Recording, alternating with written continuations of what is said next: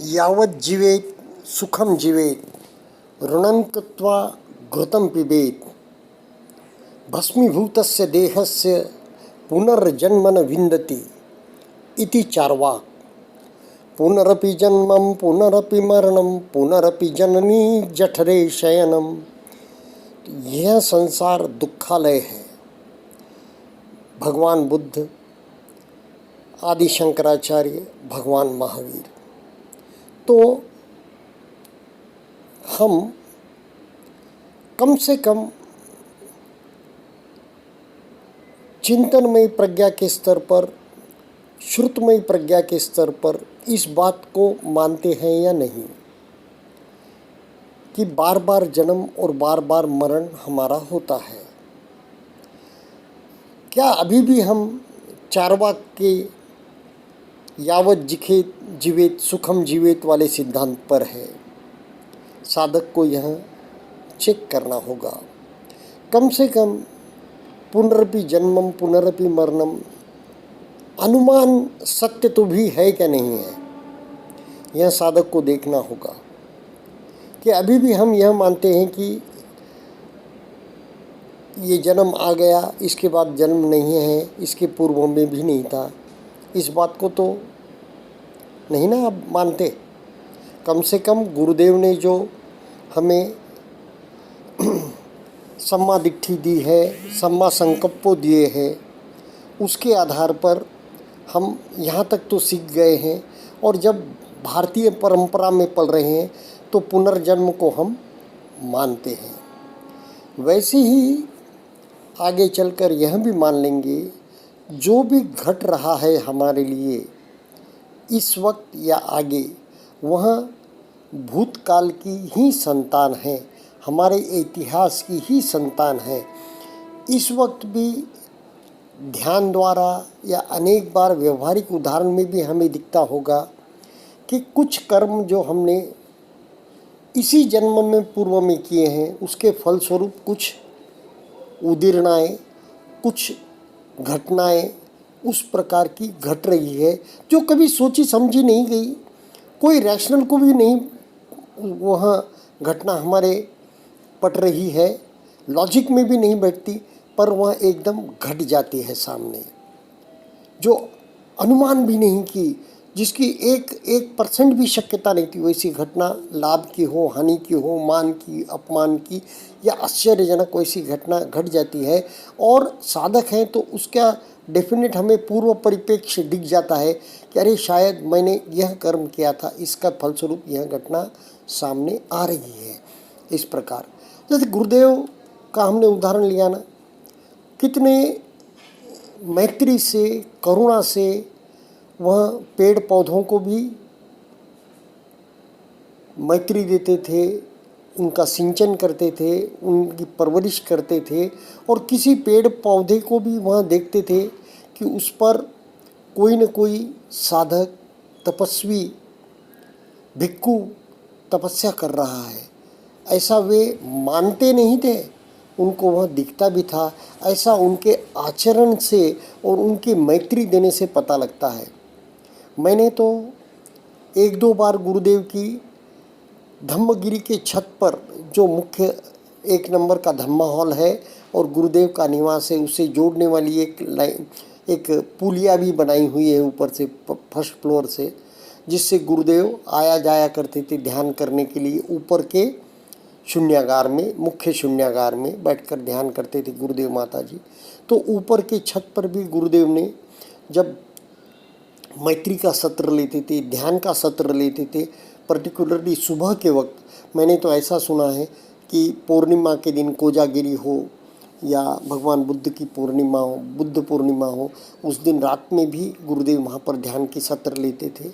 हमारे वक्त तो गुरुदेव ने सुबह के सत्र में वहाँ पर जब एक ध्यान सत्र लिया और उसके बाद मैत्री दी, तो सभी दिशाओं को मैत्री दी, सब आकाश को मैत्री दी, सभी को मैत्री दी, चराचर को मैत्री दी।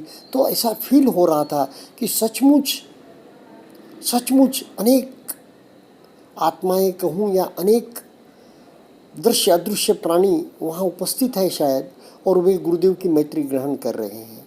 तो पेड़ पौधों में भी जान है। हमने देखा एक बार भगवान बुद्ध कहते हैं मैं पेड़ था, तो वृक्ष था, वृक्ष योनि भी है, ऐसा हिंदू धर्मशास्त्र में, जैन धर्मशास्त्र में भी कहा गया है। तो हम ये मानना ही पड़ेगा। भगवान बुद्ध भी जब कहते हैं मैं अमुक जन्म में हाथी था, तो ये हम कम से कम मानने के हद तक आज माने कि यह जब ये लोग कह रहे हैं तो बाकी चीज़ें सच है, तो यह भी सच हो सकता है। जब हम उस अवस्था में जाएंगे कि जब हमारे साहित्य में पढ़ेंगे, कम से कम श्रुतमय प्रज्ञा में आएगा, या फिर चिंतनमय प्रज्ञा में भी और भावनामय प्रज्ञा में भी हमें कहीं स्पंदित हो जाएगा, कहीं तरंगे मिल जाएंगी कि यह सत्य है। वैसे ही सत्य का अवलोकन यह भी हो जाएगा कि 32 लोक है, अरूप ब्रह्मलोक है, रूप ब्रह्मलोक है, इसका भी साक्षात्कार जब हो जाएगा, जब मानना। आज भी हम देखते हैं ना कि अनेक प्राणी विलुप्त होते जा रहे हैं, कम होते जा रहे हैं, तो अनेक उस प्रकार के नए जीव भी उत्पन्न हो रहे हैं। अब हमारे बचपन में या बहुत पूर्व के समय में इतने ये जो सूअर दिखते हैं, डुक्कर दिखते हैं, पिग्स दिखते हैं रास्तों पर, गलियों में, या कूड़े पर, या नालियों में, गंदे जगहों पर, उतने पहले नहीं होते थे पिग्स, उतने पहले ये सूअर नहीं होते थे। जंगली सूअर का नाम सुना था, मगर देसी गांव में घूमने वाले अंदर के इतनी ज़्यादा संख्या में नहीं। अब कितनी संख्या में है, अफराट संख्या। तो ये कहाँ से आए? तो मैं तो एक अनुमानित सत्य ऐसा भी लगता है कि जब पिछले वर्षों में व्यक्ति भ्रष्टाचार में इतना लिप्त हो गया, जो चाहे वह खाने लग गया। कहीं रोड का काम चल रहा है या ब्रिज का काम चल रहा है तो सीमेंट खा गया, कहीं रेती खा गया, कहीं गिट्टी खा गया, जहाँ जाए वहाँ जो कुछ खाने की प्रवृत्ति लग गई। उससे तो उनके कुटुंब में मैंने देखा है, जिन लोगों ने भी कर्मचारी लोगों ने ऐसा कुछ किया है, उनके कुटुंब की बहुत ही मुश्किल परिस्थिति आ गई। उनके बच्चे बहुत व्यसनाधीन हो गए, या और भी कुछ करके सट्टे सौदे में उन्होंने पूरा घर बर्बाद कर लिया। इन्होंने पैसा कमाया भ्रष्टाचार से, इन्होंने गंवा दिया। ऐसा मैंने बहुत बार देखा है। तो इन लोगों का आगे का जन्म क्या होगा? प्रवृत्ति ही, जो दिखा वो खा, जो दिखा वो मुझे चाहिए, जो दिखा उसमें से मैं कमीशन खाऊं।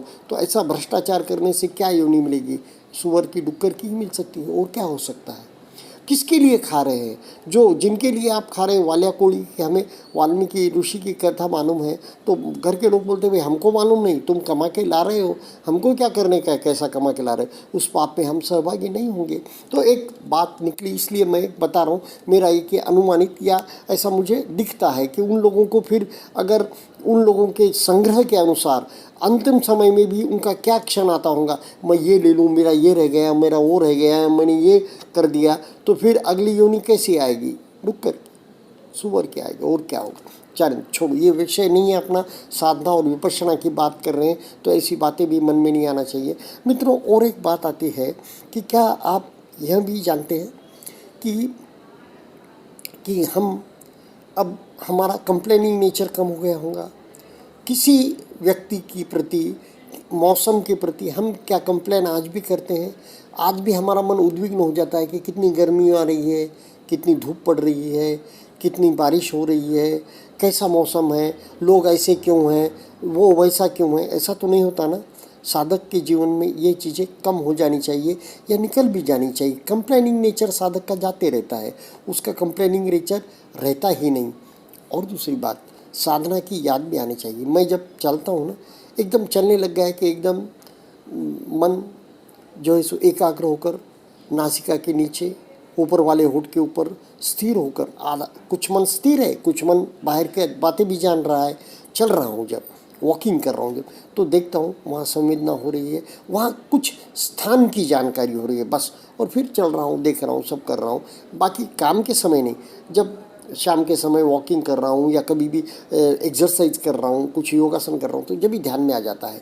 सवेरे उठता हूँ जब भी, गुरुदेव बोले जैसा कि देखता हूँ सांस संवेदना देख आके, फिर बाद में उड़ जाता हूँ। फिर बाद में ध्यान आता है कि अब दिन भर में कितनी बार मुझे याद आएगी साधना की, संवेदनाओं की या सांस की, इसकी जानकारी रखने की कोशिश करूँगा। दिन भर ज़्यादा से ज़्यादा बार जब कार्य में नहीं बिजी हूँ तब मैं जानकारी रखूँ, ऐसा करता हूँ। जब शाम होने लगती है ना, मैं शाम का समय तो बिल्कुल 5, साढ़े 5 बहुत हो गए, 6 बजे तक मैं कार्य से, अपने दैनिक जो भी जीवन यापन का कार्य उससे निपट के मैं चाहता हूँ कि मैं एक्सरसाइज करूँ, मैं वॉकिंग करूँ, मैं निसर्ग की ओर जाकर वॉकिंग करूं। और वॉकिंग करते समय मैं जानने की कोशिश करता हूं, अनेक बार सांस को जान रहा हूं, सांस को ऊपर से नीचे तक देखते हुए शरीर को भी जान रहा हूं, या कभी कभी स्थिर होकर मन पूरा नासिका के नीचे ऊपर वाले होठ के ऊपर है। और जब भी पेड़ पौधों के बीच से वॉकिंग करता हूँ, जब ध्यान आता है कि बस अब ख़त्म हो रहा है दिन, अब तो दिन ख़त्म हो रहा है, अब तो रात होगी, रात तो मेरी है, मुझे कोई उठा नहीं सकता।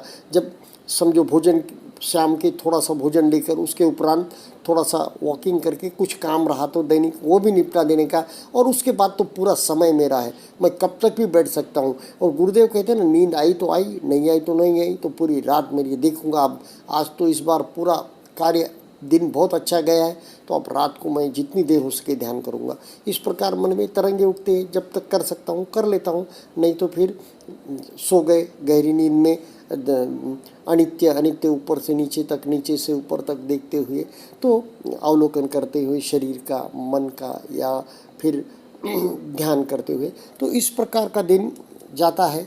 तो यही मुझे कहना चाह रहा था कि हम कहाँ तक है, यह बार बार देखते रहना चाहिए। साधक को इच्छा भी रहती है ना देखने की, क्या साधना हो रही है, कैसे हो रही है। तो एक तो हम यह भी समझ ले कि भाई हमारा पुनर्जन्म है, पुनरपि जन्मम है, और दूसरा यह क्षण जो आ रहा है वह गत क्षण की ही संतान है।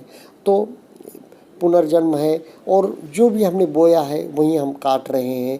सिर्फ इस वक्त इतना है, हम प्रतिक्रिया नहीं करेंगे, और ब्रह्म विहार में जितना रह सके उतना अनंत मैत्री, अनंत करुणा, अनंत उपेक्षा, अनंत मुदिता में हम रहेंगे।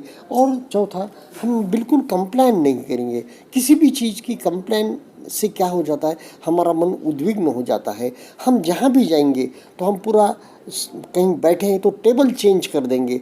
अगर कुछ उद्विग्नता की बात हो रही है, कुछ वाद विवाद की बात हो रही है, तो पूरा टेबल माहौल चेंज कर देंगे, वहाँ का माहौल सकारात्मक कर देंगे, मैत्रीपूर्ण कर देंगे।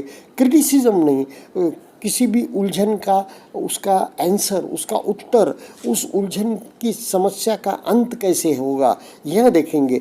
तो इस प्रकार साधक जो है सो अपने दैनिक कार्य में भी देखता है कि मैं मेरा नेचर बदलूँगा और अच्छी प्रकार से सुखपूर्वक जीऊँगा, साधना में आगे बढ़ूँगा। आप सभी का धन्यवाद।